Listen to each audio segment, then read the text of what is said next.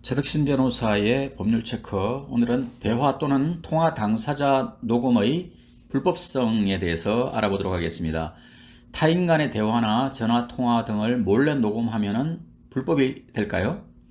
통신비밀보호법 14조는 누구든지 공개되지 아니한 타인 간의 대화를 녹음하거나 전자장치 또는 기계적 수단을 이용하여 청취할 수 없다라고 하여 타인 간의 대화를 녹음하면 불법이라고 규정합니다.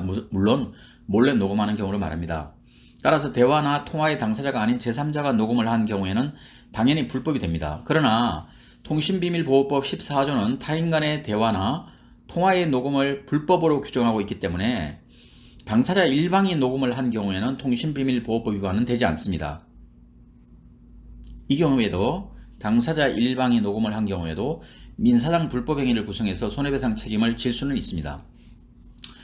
2017년 사건 중에는 대화자 중 한 사람이 대화를 녹음하여 민사상 손해배상 청구를 당한 사건이 있었습니다. 재판부는 음성권은 헌법적으로도 보장되고 있는 헌법 제10조 1문의 인격권에 속하는 권리라고 밝히며 동의 없이 상대방의 음성을 녹음하고 이를 재생하는 행위는 특별한 사정이 없는 한 음성권을 침해하는 행위에 해당하여 불법 행위를 구성한다라고 판단하였습니다. 음성권을 일종의 인격권으로 본 것입니다. 따라서 일방 당사자의 녹음도 음성권 침해로 불법 행위가 되는 경우가 있다는 것을 참고하시기 바랍니다.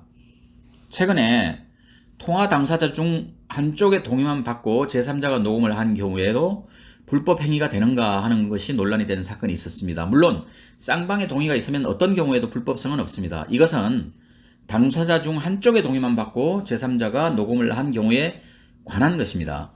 A는 2020년 7월 고양시의 한 건물 남자 화장실에서 B가 잃어버린 아이폰을 주어 돌려주지 않은 혐의로 기소가 되었습니다. 1심에서는 B가 통상 분실물을 섭득한 경우 근처 상가 직원에 맡기는 것이 일반적인데 피고인은 분실물을 들고 다른 장소로 이동했다며 분실물을 돌려주려는 마음이 없었다고 판단하여 점유 이탈물 횡령죄를 인정하였습니다.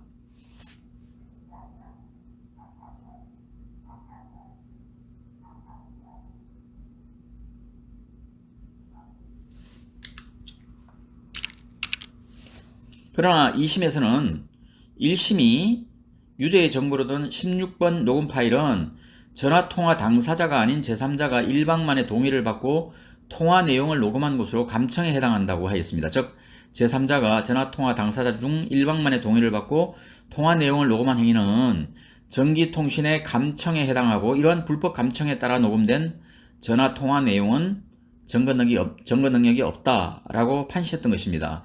그러면서 이 녹음 파일은 피고인이나 변호인이 이를 증거로 하며 동의했다고 하더라도 마찬가지로 불법 감청으로 증거 능력이 없어 원심은 증거 능력 등에 관한 법률을 오해하여 판결에 영향을 미친 위법이 있다고 하였던 것입니다.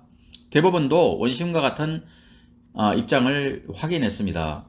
대법원 2022년 2월 10일 선고된 2021도 15619 판결입니다.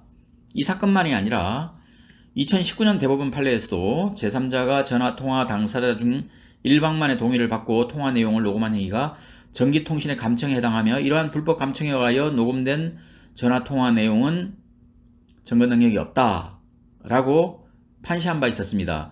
대법원 2019년 3월 14일 선고 2015도 1900 판결입니다. 이렇게 판시하여 전화통화 당사자 2명 중 1명의 동의만 받고 제3자가 녹음했다면 불법 도청이라고 판시하였습니다. 결론적으로 내가 통화나 대화에 참여했더라도 대화의 상대방이 대화 녹음을 허락하지 않았다면 불법입니다. 다만 아직까지 통신비밀보호법의 처벌은 당사자가 녹음한 경우를 처벌하고 있지 않기 때문에 이런 경우 이 법에 따른 1년 이상 10년 이하의 징역과 5년 이하의 자격정지라는 형사처벌은 받지 않습니다. 다만 이런 경우에도 통화에 참여했지만 무단으로 녹음을 하였다면 민사상 음성권 침해로 손해배상 책임을 질 수는 있다는 것이 법원의 입장입니다. 이상입니다.